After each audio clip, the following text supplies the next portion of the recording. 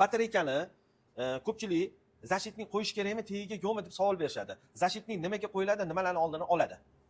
Hop, zashitnikga keladigan bo'lsak, mana bu batareykani holati bo'ladi. Yecheykalar ustida bo'ladi. Buni tek qismi, ya'ni sovutish sistemasi bo'ladi. Radiator tushuntiradigan bo'lsak, mana bu yerda bu mana antifrizning sistema. Shu antifriz o'zini mana liniyalarida yuradi.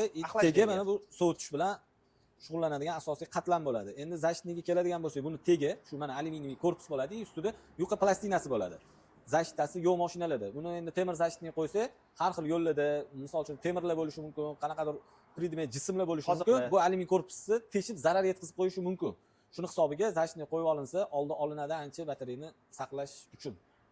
Ha. Endi qara quloq, oldin bizda 2020-yildan 2024-yilgacha bizda chiqqan sistemalar mana bunaqa sistemada chiqqan. Axlajdeniyasi, batareyaning axlajdeniyasini antifriz sovutgan. Hozirgi hozir biz 2026-yilda 24 yil oxirlaridan 25dan o'sha 26lardan o'sha sistema freon sistemada chiqyapti. Freon sistema batareyaning ichidagi axlajdeniyasini freon muzlatib beradi. Bu yerda o'sha freon muzlatib bergandan keyin antifriz aylanmaydi. Freon aylanib muzlatadi. To'g'rimi quloq? To'g'ri. Bu Chimpion yangi model mashinalarida aytganingizdek freon bilan sovutadigan bo'ladi.